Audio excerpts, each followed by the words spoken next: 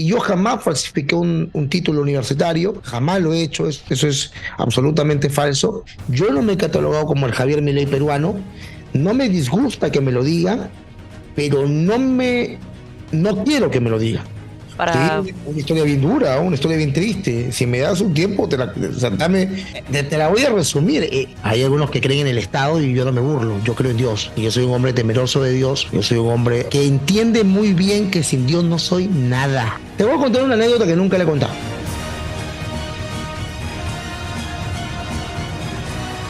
Hola a todas mis queridas voces diferentes, bienvenidos a un nuevo episodio, bienvenidos a un nuevo video. Si es que ustedes no habían pasado por aquí antes, rápidamente me presento. Mi nombre es Magda Núñez y soy fundadora de este proyecto Una Voz Diferente, donde buscamos dar la batalla cultural y la batalla política sin perder de vista la guerra espiritual. El día de hoy tenemos un episodio muy especial. Estamos volviendo a traerles entrevistas que estamos sacando exclusivamente en YouTube. Luego van a ver extractos en las redes, en nuestro Instagram, en nuestro TikTok. Pero hoy vamos a conocer a una personalidad especial. Es compatriota nuestro. Probablemente lo conozcan en redes más como el profe sobre ruedas. Y sí, ya se encendió la lucecita de la memoria en su cerebro. Es correcto. Estamos aquí en el canal con Jorge Ugarte, que bueno, como les comentaba, es más conocido como el profe sobre ruedas. Justamente muchos lo conocen por su destacable trabajo especializándose en enseñar historia. También es escritor. Una de sus más recientes publicaciones, de hecho de este año, es el libro de Lo que los caviares no te cuentan de Fujimori, aunque podríamos decir que tal vez el libro con que explotó el fenómeno Ugarte fue con el libro de Perú y Chile, Historia de una enemistad, que yo tengo el agrado de que me lo haya podido firmar en un reciente encuentro, una reciente conferencia que se realizó en septiembre de este año 2023. Además, es presidente del partido y candidato presidencial al 2026 por el partido Tu Independencia. Jorge, muchas gracias por estar presente en este episodio. A ti, Magda, por darme la oportunidad de que la gente pueda conocer un poco más lo que estamos haciendo en el Perú con respecto a las ideas de la libertad, del conservadurismo también. Y agradecerte por presentarme como escritor. Normalmente no me presentan como escritor, así que para mí es un honor que me estés invitando. Muchas gracias. Por supuesto. Vamos a ir de lleno porque tengo varias preguntas que me gustaría hacerte. La primera es justamente retomando este último punto, ¿no? Yo menciono que eres presidente del partido y candidato presidencial con, justamente lo podemos ver ahí en tu pin, por el partido Tu Independencia. Yo me planteo esta pregunta desde hace ya varios años, porque algo que sucede en las elecciones a 4 años, cada 4 años, es que uno encuentra un sinfín de partidos políticos, o bueno, que se dicen también llamar, ¿no? Algunos partidos políticos que se presentan para las elecciones. Y a veces es complicado para, aún más, supongo, para los jóvenes que están entrando a esta nueva etapa de su vida donde tienen que ir a emitir su voto, el pensar entre tantas opciones. ¿Cuál debo escoger? Se vuelve un poco complicado. Ahora, ustedes están planteando la creación de un nuevo partido. La pregunta que te quiero hacer es, ¿qué criterios han evaluado o evaluaste para definir que valía la pena en este contexto, hoy en día, formar un nuevo partido político que ahora resultó en ser Tu Independencia, ¿no? Gracias por la pregunta. Mira, el Partido Tu Independencia está en proceso de creación. Nos piden una serie de requisitos que tenemos que presentarlo el año entrante. ¿Por qué decidimos crear un partido político? Porque no lo estoy creando solo, somos un equipo de personas que estamos en este laborioso camino político, porque siempre hemos considerado que hemos votado por el mal menor. En las últimas elecciones, por ejemplo, votamos, o yo voté personalmente por Rafael López Aliaga, porque es un defensor de la vida, porque está en contra del aborto, pero en materia económica no me gustaba, no me agradaba, no me parecía que tuviera buenas propuestas, pero iba a defender la vida. Y aparte era un tema de evitar pues, que Fujimorismo u otros partidos lleguen al poder. No pasó segunda vuelta y en segunda vuelta tuve que votar esta vez sí, con todo el respeto que se merecen los que han votado por Keiko. Con amor, yo voté con mucho desamor por Keiko, no me sentí bien votando por ella y me sentí un mal ciudadano votando por ella, pero no había otro, o sea, me sentí muy mal, me sentí muy mal. Y en las elecciones a la alcaldía pasa lo mismo, ¿no? O sea, volví a votar por Rafael López Aliaga, no porque tuviera el mejor plan de gobierno, sino porque dentro de todo Creo que no lo considero una mala persona, pero no es una persona que abrace las ideas en la economía que yo quisiera. Entonces, si bien tenemos a Rafael como ese referente pro vida que defiende la vida de la concepción, está en contra del aborto, en contra del progresismo, ¿ok? Ya, eso es algo importante en la política, pero hay otros ingredientes económicos que él no los quiere aceptar, tiene todo el derecho de no hacerlo, y hay otros componentes que sí abraza con ligereza, que son, por ejemplo, los componentes soberanos, ¿no? Un país que tiene que estar fuera de la Corte Interamericana de Derechos Humanos, un país que no se somete a una agenda globalista. Sin embargo, en su plan de gobierno hacia Lima, él sí se sometía al ambientalismo, al progresismo, a la Agenda 2030. Entonces, uno dice, ¿estos políticos se hacen los que no saben o verdaderamente no saben? Entonces dijimos, hay que crear esto que se hace muy fuerte en la boca de Agustín Laje, en la boca de Javier Milei, en la boca de Nicolás Marx, que es un amigo muy personal, que es crear la nueva derecha, ¿no? Esta nueva derecha con liberalismo en lo económico, conservador en lo social y soberano, yo le llamo en lo internacional, ¿no? Un país que reclame soberanía que hoy no tenemos y hemos perdido. Entonces, juntar los tres componentes harían del partido el partido que tiene el sentido común, que tiene las mejores propuestas a mi juicio, y que creo que los peruanos que son conservadores, por ejemplo, podrían entender que el conservadorismo es un estilo de vida. Yo soy conservador, ¿ok? Pero también podrían entender que la economía es parte importante, así como el liberal tiene que entender que el liberalismo es una filosofía política, económica y del derecho, pero no, le falta algo al liberalismo y se complementa muy bien con el conservadorismo. John Locke, Adam Smith eran liberales conservadores, ¿no? También hay liberales progresistas, que son mis enemigos directos. ¿Ah? Yo no soy progresista, el progresismo es un enemigo al que tenemos que vencer. Entonces, creo que creamos el partido para tener una propuesta política más completa. No digo que necesariamente mejor, pero sí completa, que nos permita poder darle al peruano la posibilidad de no votar por el mal menor, sino votar por el mejor partido, la mejor propuesta, las mejores perspectivas para el Perú. Ahora, considerando lo que mencionas, ¿no? El hecho de votar por el mal menor. Muchas veces hemos tenido a estas figuras presidenciales en nuestro país y no terminamos de convencernos cuál de ellas realmente nos podría satisfacer por completo como presidente. ¿Qué consideras tú que hace a un buen presidente, particularmente para el Perú? Un presidente tiene que ser un líder. O sea, un presidente que es como el señor Merino, que le tiemblan las piernas porque hay una marcha, ¿verdad? No puede ser presidente. Lamentablemente, Merino demostró no tener el carácter para gobernar un país. Un presidente no puede ser como el señor Pedro Pablo Kuczynski, una persona también que creía que era un juego, se ponía a bailar, hacía ejercicios en el Palacio de Gobierno, mientras lo estaba a punto de vacarlo, que renunció porque se había mentido a la población peruana, sí había tenido negocios de una u otra manera con Odebrecht. Un presidente tiene que tener ese carácter, y cuando hablamos de carácter, yo tengo un carácter explosivo, pero cuando hablamos de carácter, hablamos de aquella persona que sabe en qué momento ser fuerte y sabe en qué momento actuar hasta con ternura, ¿cierto? Entonces, por ejemplo, aunque a mí yo no soy admirador político de Alan García era un presidente o era un político con carácter. Era un político que sabía muy bien en qué momento enfadarse, en qué momento levantar la voz y en qué momento enfrentar a una muchedumbre que te había cerrado las carreteras. Y él decía, bueno, cierren, no importa, ustedes se quedan sin comunicación. O sea, era un tipo inteligente. Ahora, de ahí que los actos de corrupción y todo lo que se le puede achacar es un tema aparte. Entonces, yo creo que, por ejemplo, podemos discutir la política económica del señor Vladimir Putin. Podemos criticarlo, ¿ok?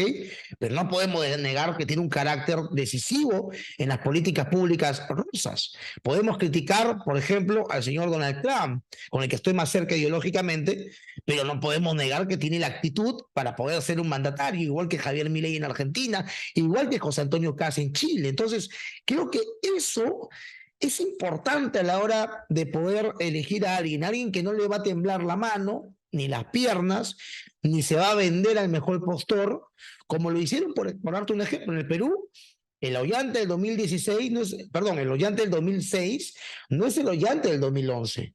La gente que votó por el Ollanta del 2006 creía que ese Ollanta iba a ser el mismo, pero se vendió los caviares y dejó a la izquierda ortodoxa. Entonces, ese tipo de políticos tenemos un montón. Entonces, un presidente tiene que tener determinación. Yo puedo criticar mucho del señor Alberto Fujimori, pero no puedo negar que a Fujimori no le tembló la mano para enfrentar al terrorismo. Y dos, para solucionar el problema económico y hacer el shock en agosto de 1990. Algo que no lo quiso hacer Alan García, algo que ni lo intentó hacer Fernando Belaúnde Terry. O sea, lo que está haciendo en El Salvador Nayib Bukele es precisamente eso. Un presidente es determinante en su carácter con respecto a las políticas públicas. Eso es lo que tiene que tener, además de valores, principios, un buen plan de gobierno, todo lo que tú quieras. Pero imagínate que tenemos el mejor plan de gobierno, que creo que lo tenemos, y postulamos y llegamos al poder y hacemos una reforma que a los sindicatos no les guste, me cierran la carretera, me tiemblan las piernas, renuncio por miedo. Es, tiene que saber a lo que se enfrenta, se va a enfrentar a una casta, a una élite política, a un grupo de gente que no va a estar muy conforme con las reformas que proponemos y tenemos que ser determinantes, ¿no? Ahora, ¿cómo puedes de pronto tú acercarte a hacer un balance entre precisamente desarrollar este carácter para poder gobernar y no caer tal vez en, a ver, has mencionado algunas figuras que algunas personas pueden considerar como dictaduras hoy en día, ¿no? Al mismo Nayib Bukele en algún momento también se le ha mencionado que se le puede considerar una dictadura.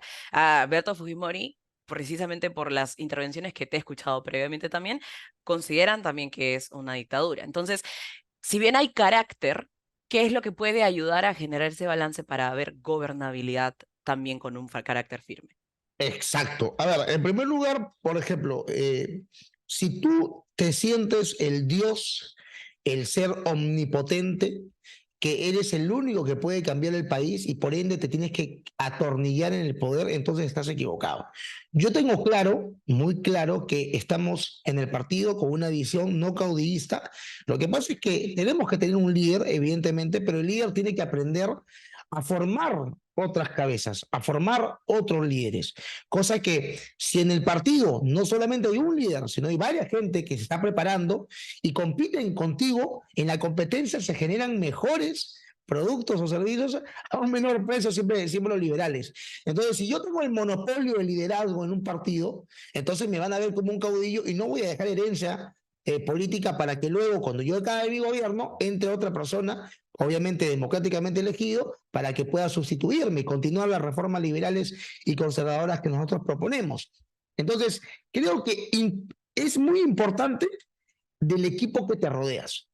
O sea, si tú te rodeas con un equipo que, si bien es cierto, considera que tú eres la cabeza momentánea del partido, no te ven como un dios, como un ser intocable, y mucha gente que me conoce piensa que yo no acepto críticas o que la gente que está a mi alrededor me hace caso eclesiásticamente a mis decisiones. No, muchas veces votamos, yo pierdo en las votaciones dentro del SEM, que es el grupo orgánico del partido. Entonces, preparar líderes para que puedan tomar la batuta cuando tú ya hayas gobernado o cuando tú ya hayas cumplido un espacio, ¿no?, de gobierno, ¿no?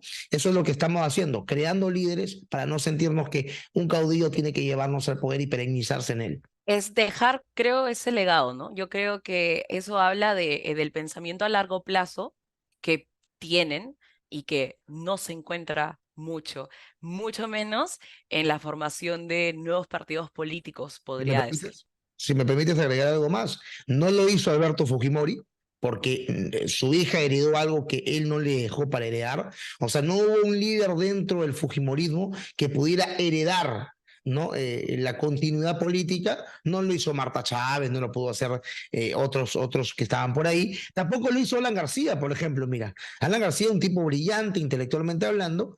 Políticamente podemos hablar de que tiene muchas fallas o errores o delitos cometidos por investigar todavía, pero hay que verlo. Pero tampoco dejó un heredero, tanto del punto de que hoy el APRA, no, aunque ya se volvió a crear, no tiene a alguien que pueda representarlo. Le pasó lo mismo a Nayib Bukele. No tuvo que haber él sido reelegido, tuvo que haber preparado en su propio partido una persona que lo pueda sustituir y continuar ese legado. Incluso la gente de izquierda sí lo hizo. Por ejemplo, el señor Lula heredó a Dilma Rousseff. O sea, la izquierda lo ha podido hacer pero la derecha o los liberales o los conservadores no lo estamos haciendo. Entonces creo que esos errores que ha cometido la derecha, la buena y mala derecha, no lo podemos cometer nosotros, la derecha liberal conservadora del Partido Liberal Clásico de Independencia. Ahora, tú mencionas a la derecha del Perú. ¿Consideras que existe hoy en día una derecha del Perú? Porque la propuesta que trae tu independencia es tal vez una combinación que no se ha considerado de la derecha que hasta el día de hoy conocemos, ¿no? Tenemos una derecha. Tenemos una derecha que no es, que es la más tirada a la izquierda, o al centro por lo menos, pero es una derecha. O sea, ¿por qué te digo esto? Porque muchas veces cuando le decimos al izquierdista, oye, la izquierda nos ha gobernado, y ellos dicen, nunca, ¿quién ha sido izquierda? También dice lo mismo, ¿no? O sea, nunca ha habido ni izquierda ni derecha, no. O sea, hemos tenido una izquierda, otra cosa, no hemos tenido en los últimos años una izquierda tan radical, ¿ah?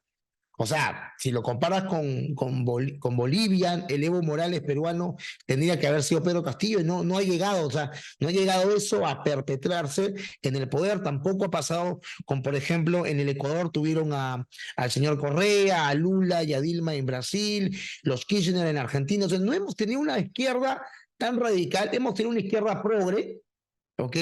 Eso sí, ya han gobernado desde la caída de Fujimori, han gobernado casi en todos los gobiernos, y hemos tenido una derecha mercantilista, una derecha que sin ocupar el poder necesariamente ejecutivo, ha estado en el Congreso legislando a favor de una casta empresarial, porque esta casta empresarial precisamente es la que le financia la campaña política de sus líderes políticos. Entonces, Perú tiene una derecha que no es radical, o sea, no es liberal, la estamos construyendo nosotros recién ahora, y es una derecha mercantilista, y Perú tiene una izquierda que no es marxista ortodoxa, o sea, no es radical, es una izquierda caviar, es una gauche caviar, una izquierda de caviar, como la que mencionaban los socialistas ortodoxos de Francia en los 80, ¿no? Donde nace el término gauche caviar, izquierda caviar. Entonces, vemos por ahí que tampoco tienen mucho arraigo, porque cuando han postulado, no han obtenido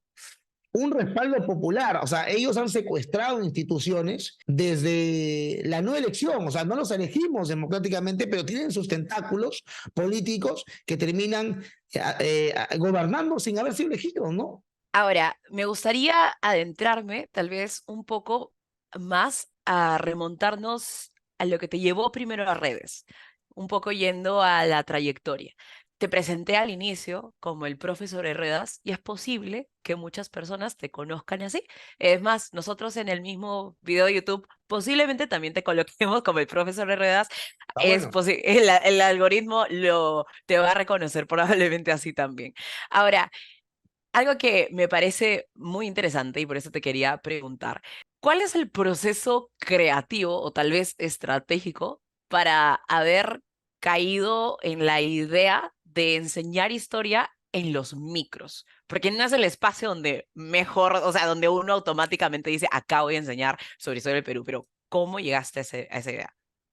Mira, y tengo acá siempre, tengo aquí en mi casa, estos son los parlantitos con los que uno subía, te ponías acá en la parte de atrás unas pititas que los Claro, colgabas claro. acá, y yo subía así con terno muchas veces y con unas vinchas que eran unos micrófonos y hablabas al público o sea, te escuchaban mucho mejor, y este lo tengo como recuerdo, porque eso para mí vale oro. Yo empecé no enseñando en los buses, yo empecé enseñando en colegios.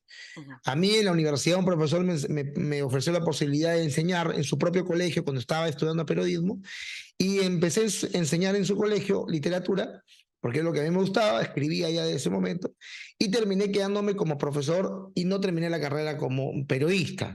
Y me gustó el periodismo y me gustaba mucho buscar trabajos, y yo jamás falsifiqué un título universitario, jamás lo he hecho, eso es absolutamente falso. La gente que dice eso no conoce el sistema educativo privado en el Perú. En el sistema educativo privado lo que prima muchas veces es la clase modelo. Entonces yo iba a un colegio y buscaba un profesor de literatura, ¿no? Entonces yo exponía ahí, estudié poco tiempo periodismo, pero no acabé la carrera. Ingresé a la cantuta, pero no terminé la carrera. Entonces, ¿ellos qué hacían? A ver, hay 20 postulantes, ¿cierto? Bueno, hagan una clase modelo. El que haga la mejor clase modelo, acá hay de la San Marcos, de la Cantuta, de la Villarreal. El que haga la mejor clase modelo, ese se queda. El que tenga el mejor método para llegar al estudiante. Y bueno, y no es por jactarme, pero yo tenía un buen puntaje en eso. Entonces, luego pasabas un examen escrito, un examen psicológico, que curiosamente lo pasaba, no sé cómo, y terminaba yo aprobado para poder enseñar en ese colegio, sabiendo el colegio que yo no tenía respaldo universitario, pero que era un hombre que me desenvolvía y tenía los conocimientos, ¿no? Para poder enseñar. Entonces, normalmente yo elegía colegios lejos, por un tema de ir durmiendo en el camino, ¿ya? Y yo vivía en Vía María del Triunfo y enseñaba en Ancón, por ejemplo, o en Cieneguilla, imagínate. Entonces, yo nunca me ha gustado tener un salario cuadrado. Entonces yo decía, ¿cuánto me pagan? Pues 2.000 soles. Y yo era soltero, pero decía, 2.000 soles, voy a hacer yo quiero esos 2.000 soles para mí completitos. ¿Cómo hago? Entonces ya no podía trabajar en las tardes porque salía muy tarde. Entonces, un día se me ocurrió subirme al bus, pero contando la historia. Yo no recuerdo si había visto esto en la televisión a alguien, pero se me ocurrió porque no me alcanzaban mucho los ingresos que tenía. Entonces yo decía, vamos a ver lo que pasa. No tenía ese micrófono. Subí al primer bus para irme a Ancón, pero me habré demorado 10 minutos en el bus y me fue bárbaro. Hablé de la guerra del Pacífico, a la gente le encantó. Y luego lo que hice fue manguear. Manguear es, bueno, si te gustó lo que te conté, si la información fue atractiva para ti, bueno, y si me quieres apoyar con una moneda, yo trabajo en un colegio en Ancón y hago esto para ganarme algo más. Uy, la gente empezó a ayudarme un montón. Entonces desde ahí hasta Ancón me subía a 10 carros y llegaba a Ancón. De haber salido con mi casa sin un sol, llegaba a Ancón con 50, 60 soles.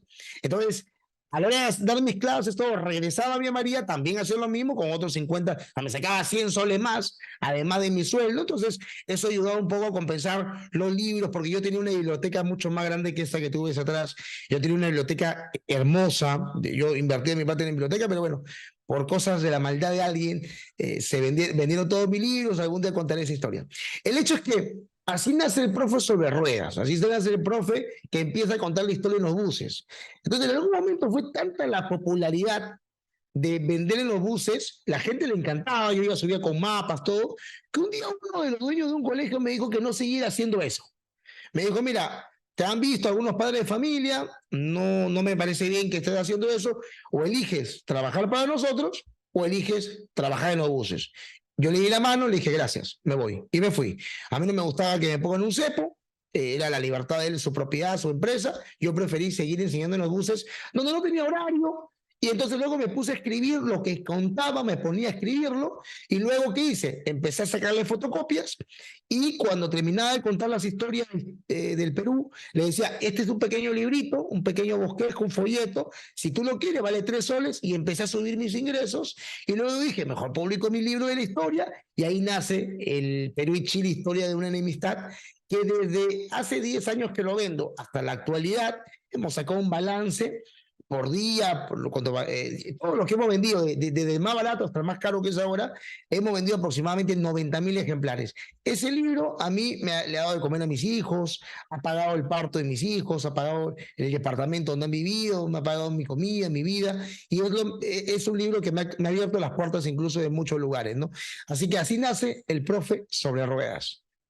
Y esa motivación que tal vez en un inicio empezó, como decías, para poder obtener el ingreso adicional, que muchas veces nos ayuda justamente a tener esa libertad, esa independencia.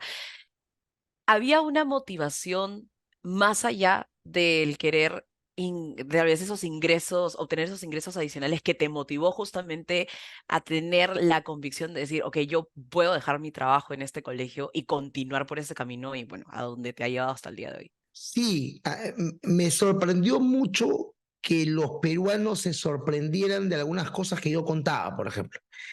Se sorprendía mucho que yo le llamara conquista a lo que para ellos había sido una invasión o un saqueo por parte de los españoles. Entonces yo les explicaba, incluso se armaban pequeños debates que a mí me encantaban. Entonces la gente escuchaba, ¿no?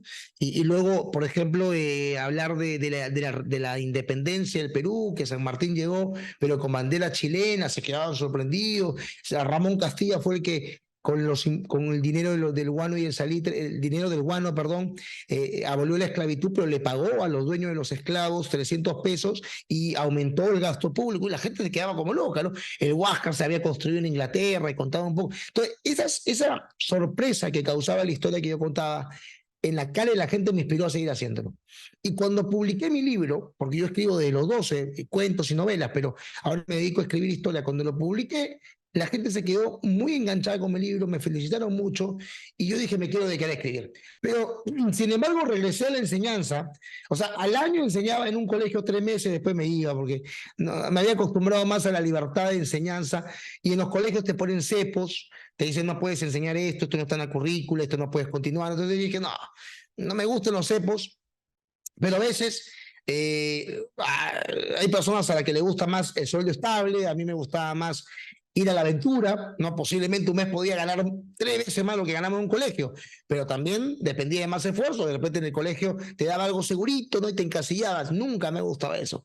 Siempre a mí personalmente los sueldos fijos los he visto, disculpen los que tengan un sueldo fijo, no lo ven así, pero a mi punto personal me encasillaban y sentía que no me permitían avanzar. Yo decía, toda mi vida voy a ganar 1.200 soles o 2.000 soles como profesor.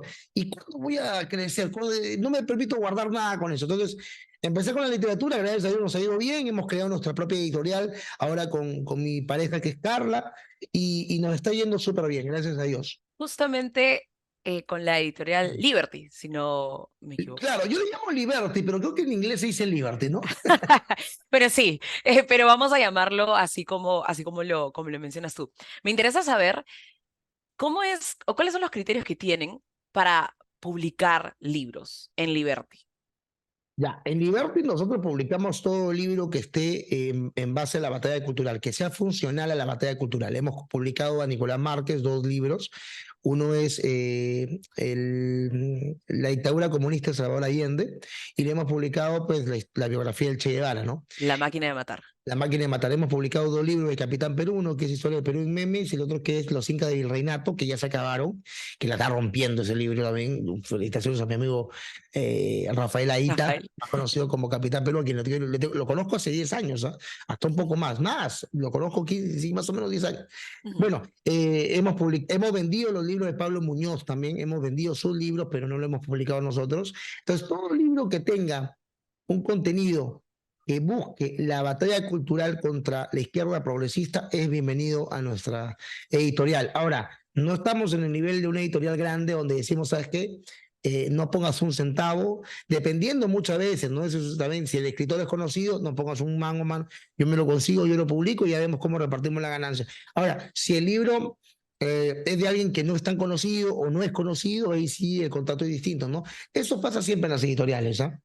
Mm, Bueno, tal vez en algún momento te contactemos con una voz diferente Claro, para cuando saquemos un libro. claro que Ahora, sí. mencionaste justo a Capitán Perú, a Rafael Aita, y yo he visto que ustedes han tenido debates juntos, ¿no? Ahora, estos debates tal vez se producen en un contexto en el que saben que van a grabarlo, en el que es digamos, un contexto más ordenado, pero también he visto que has tenido debates en la calle.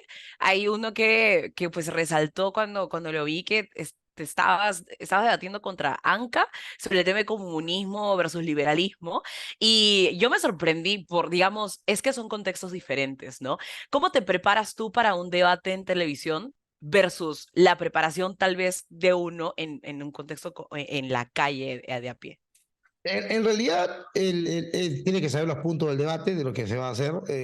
Yo he ido a la Plaza San Martín 5 veces a debatir. Ya, y yo soy absolutamente honesto y transparente siempre. O sea, de las 5 veces, una vez perdí el debate. Y las otras 4 sí las gané y creo que lejanamente las gané. La primera vez, para serte honesto, ir a una cancha tan llena de mala vibra, mala entraña como la Plaza San Martín, donde la gente está llena de resentimiento, me costó un poco poder ordenarme, ¿ok? Y me dediqué más a insultarlo a los zurdos que estaban ahí, insultándome a mí, a responder los improperios y diatribas que lanzaban. Entonces ya la segunda vez, un poco más cuajado, pude manejar mejor el debate y las otras veces pues me pasé en la Plaza San Martín. Entonces, para mí son personas que viven en otro planeta, en otra realidad Es gente que a mí yo considero que tienen el complejo de Fourier, de este francés, ese socialista francés que le da nombre a este complejo, que es el complejo de aquel que es fracasado en su vida personal y la única manera de obtener el éxito es viendo el fracaso del exitoso.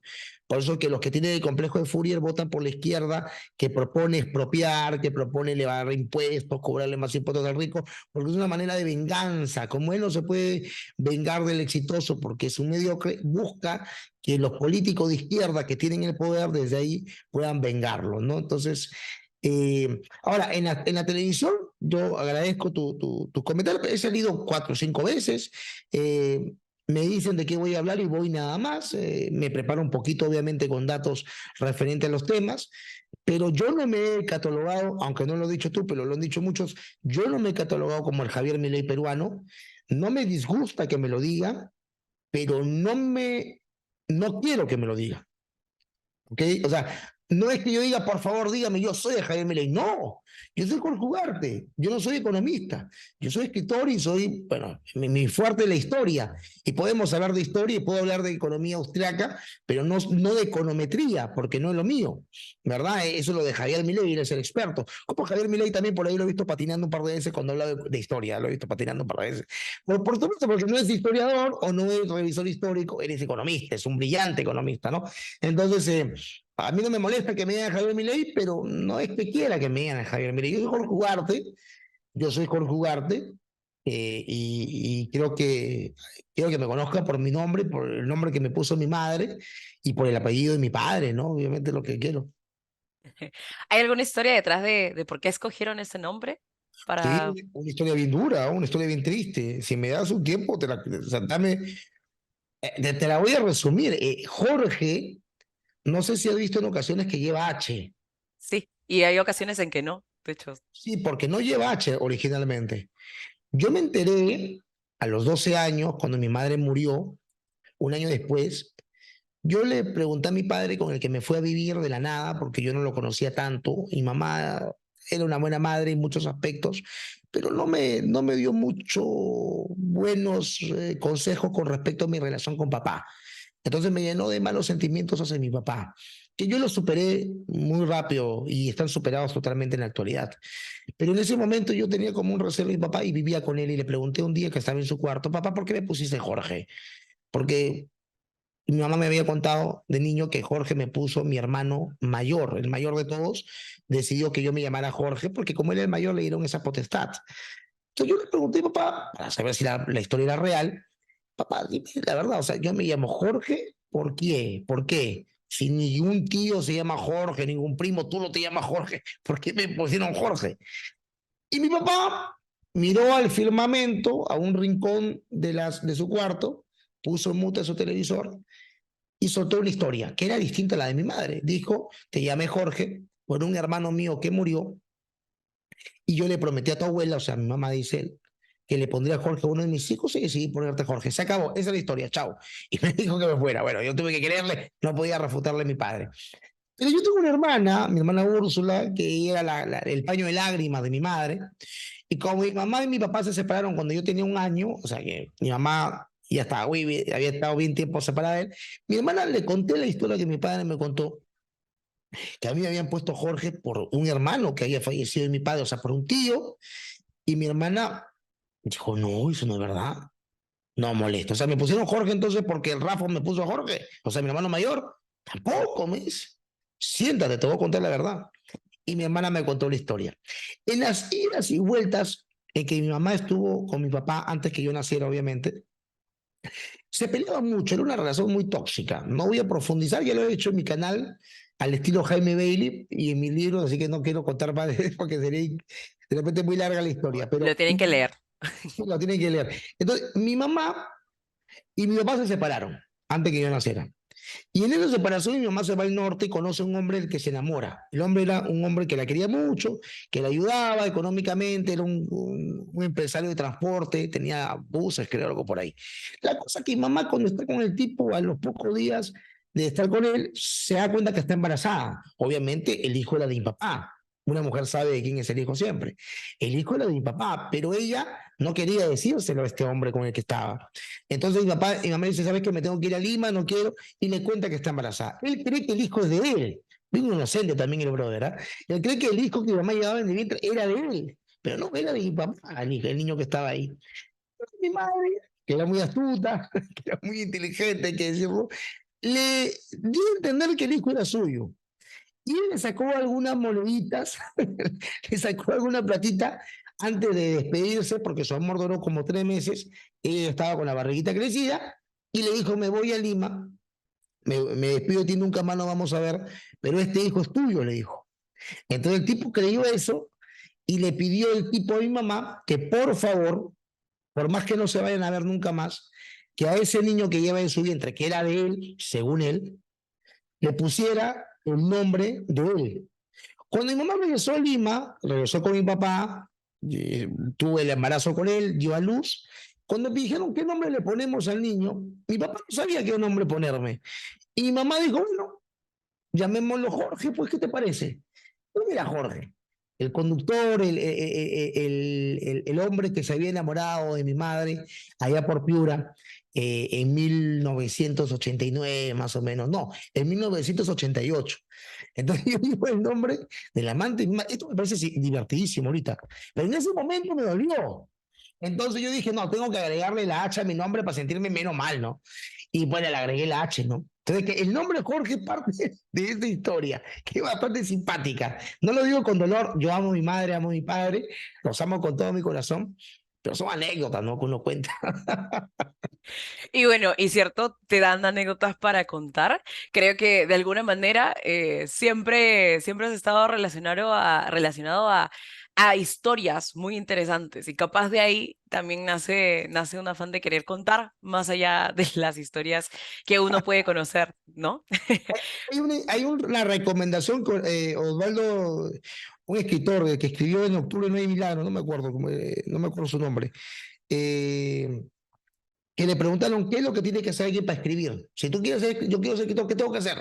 Vive, vive intensamente, vive, vive. Tienes que vivir. Si alguien quiere ser escritor y me está viendo, vive, ten experiencias, goza la vida, sufre, alégrate. No, conversa con la gente en la calle, escucha sus historias, por más que te parezcan tontas, escúchalas, porque eso te va a dar inspiración después para escribirlas. O sea, de eso se trata la literatura, de poder vivir y luego plasmar todo lo que has vivido. Ojo, y también leer muchísimo, muchísimo, porque te da el nutriente vitamínico para poder armar buenos textos, ¿no? Buenas historias. Ahí Elmer nos pasa el nombre Oswaldo Reynoso. Osvaldo Reynoso, claro que sí. Gracias por recordármelo. Ahora, dirías que tú, esta nueva experiencia que estás viviendo, ¿no? Con la formación del partido, tu independencia, adentrándote tal vez más de lleno a la política partidaria, es una experiencia, tú lo has decidido también como aquello nuevo que quieres experimentar, que quieres vivir, posiblemente algo de lo que pudieras escribir más adelante.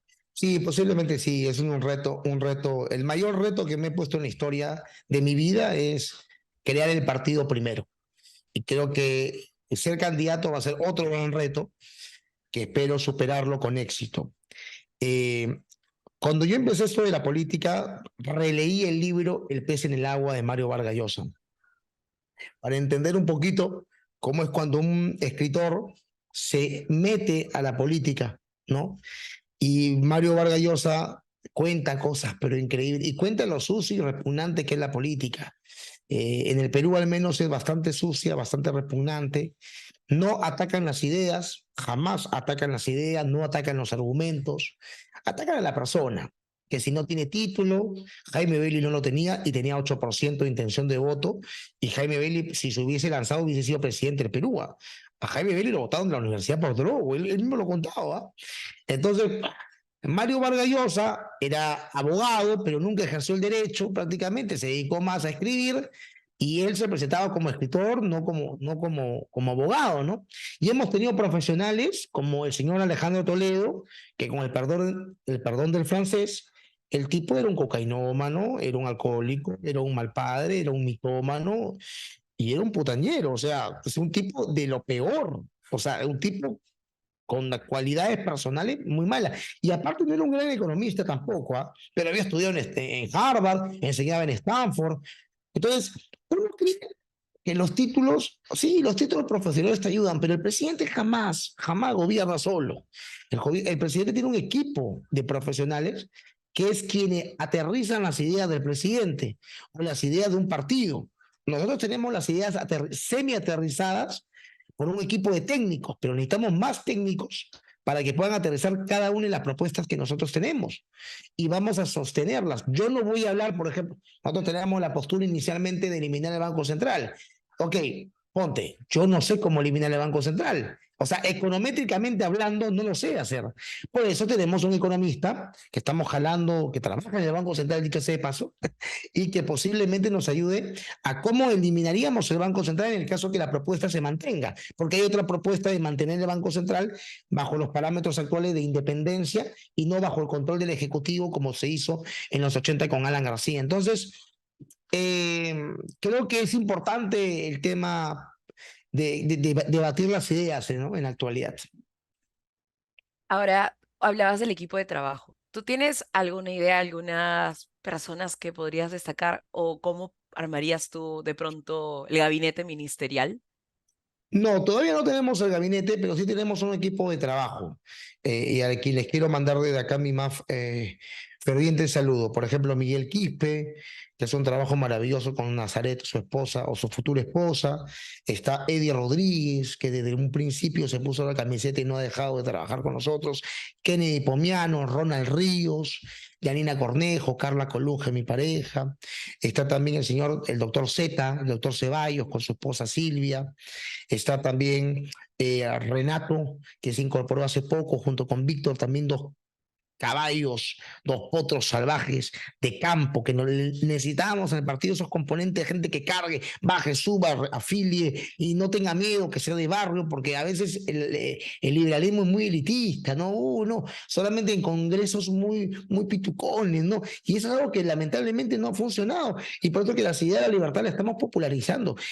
Magda, ir hablar de la ciudad de la libertad y María del Trufo. ¿Cuándo han ido a hablar de la... Lo hemos hecho nosotros, lo hemos hecho en el Cerro Fortaleza de María del Trufo, lo estamos haciendo en asentamientos humanos en Los Olivos, lo hemos hecho en Pampa de Chimbote, lo hemos hecho en lugares recónditos del Perú. Entonces, ¿Y cuál es su estrategia para bajar esos temas que tú mismo lo has comentado, ¿no? A veces se ha considerado que es más de una élite para bajarlo a lo que tal vez terminó poco de izquierda, pero al fin y al cabo cumple, bajarlo al pueblo.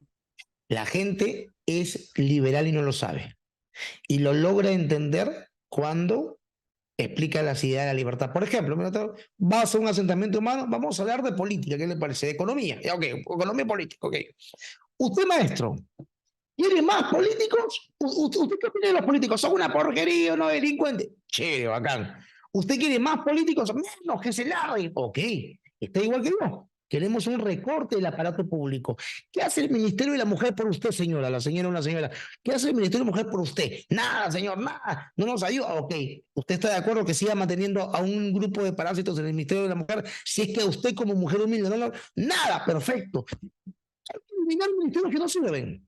Pero señores, los impuestos, los políticos dicen, los pobres no pagan impuestos, usted paga impuestos. Cuando compra una gaseosa, una galleta, un caramelo, ese producto que usted compró tiene una carga tributaria por lo menos del 18%. Todos pagamos impuestos y con esa plata se pagan a los políticos. Yo quiero menos impuestos, tú quieres menos impuestos, sí, perfecto. ¿Queremos sistema de educación de mejora? Sí. Mira, pregúntale a cualquier mamá que está a las afueras de un colegio público, como lo hemos hecho. Hemos ido a las afueras de los colegios públicos y les he preguntado a la mamá, a ver, señora, ¿usted tiene hoy para pagar un colegio particular? No lo tengo, perfecto. Por eso lo traigo a su hijo colegio estatal. Sí, joven, por eso lo tengo, perfecto.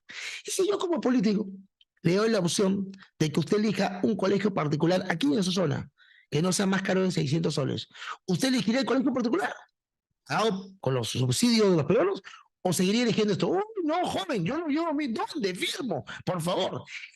Nos hemos ido a los hospitales públicos en zona de emergencia y le hemos dicho, usted sí quiere seguir viniendo a este hospital que no tiene implementos, que no tiene herramientas, no tiene tecnología, o preferiblemente le paga un seguro de 250 a 300 soles que le da cobertura en 50 hospitales privados. Me voy a ese hospital privado. O sea, la gente elige siempre porque esa es la acción humana de la que hablaba Mises, el gran Ludwig von Mises de la Escuela de Historia y Economía. La acción humana es pasar de una situación a otra mejor, deliberadamente. El ser humano siempre va a elegir lo mejor. Si le damos la posibilidad y le explicamos, obviamente, porque esto no es tan fácil, le explicamos, por ejemplo, que Petroperú genera un gasto increíble, innecesario y que le pega al más pobre, y se lo explicas, la gente lo va a entender y va a preferir que se privatice o se liquide Petroperú. Entonces, ese trabajo que te acabo de mencionar, Magda, no lo ha hecho el liberalismo elitista del Perú.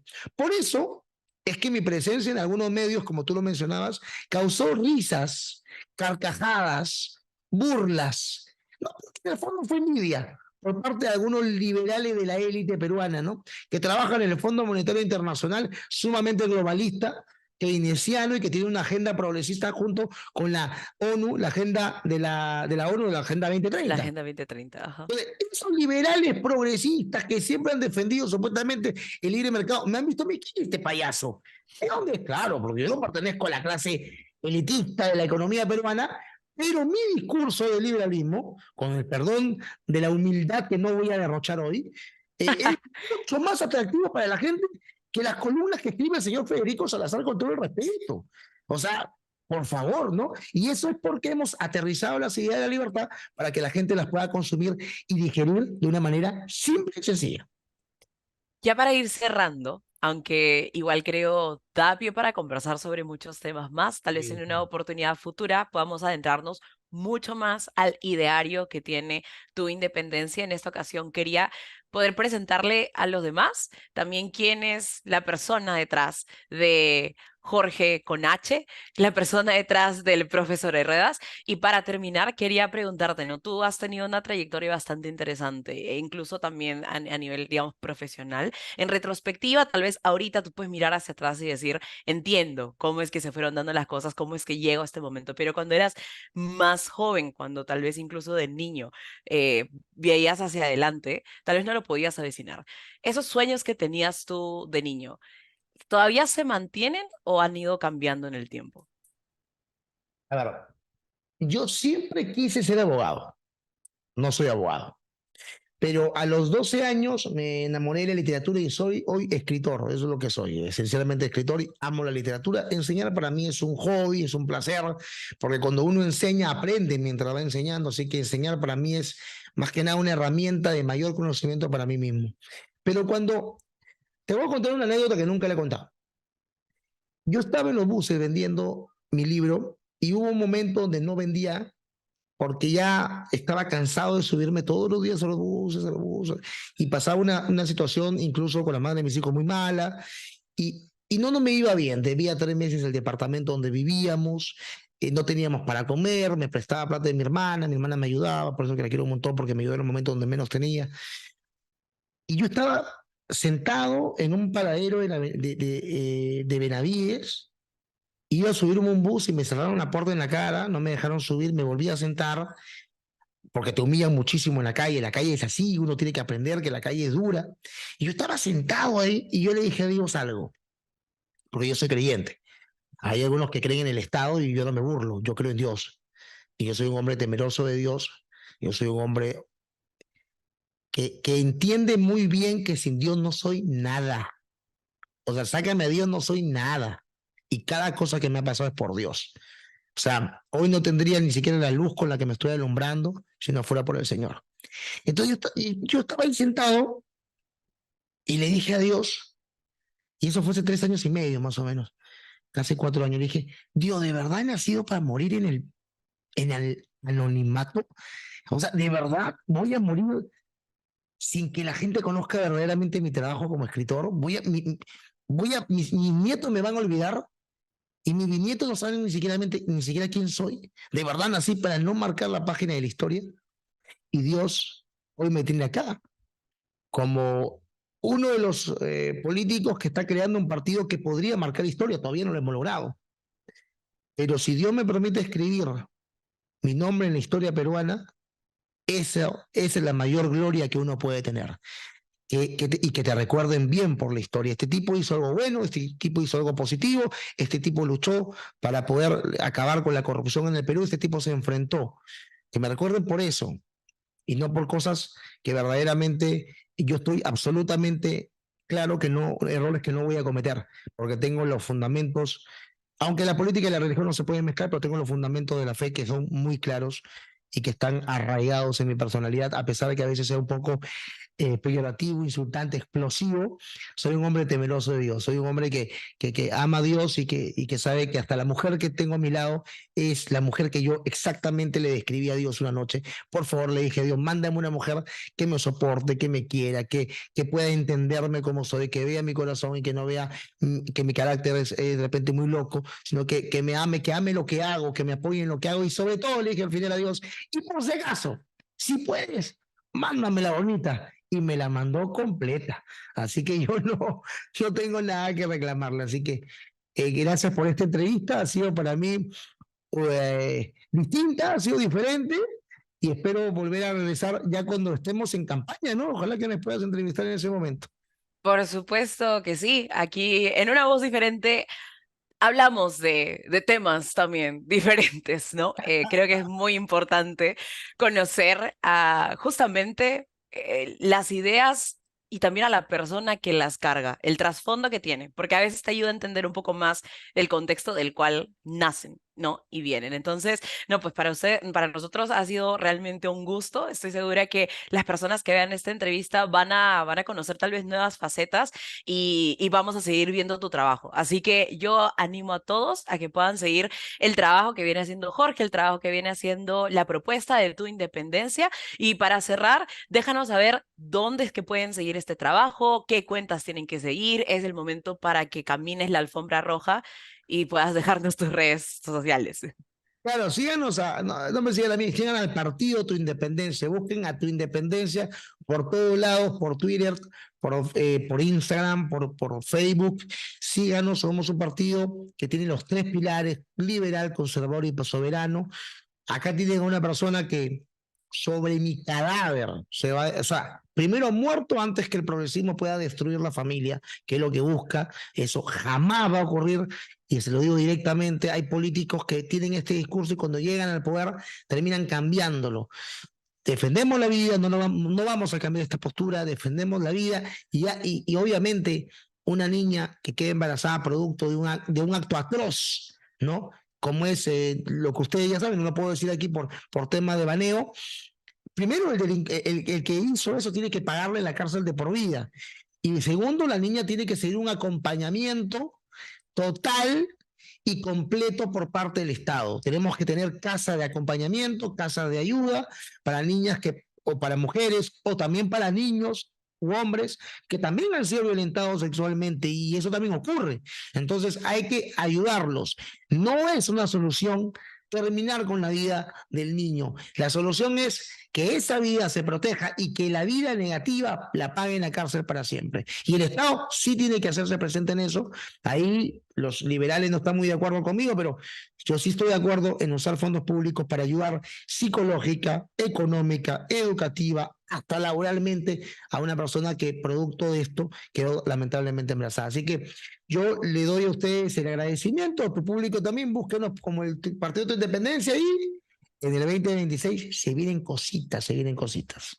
Se vienen cositas. Ya saben todos, aquí también aprovechamos el cherry. Déjenle like, denle suscribirse. Vamos a buscar seguir haciendo muchas entrevistas interesantes que a ustedes los va a ayudar a seguir siendo una voz diferente. Así que seamos una voz diferente. Nos vemos. Cuídate, gracias, chao.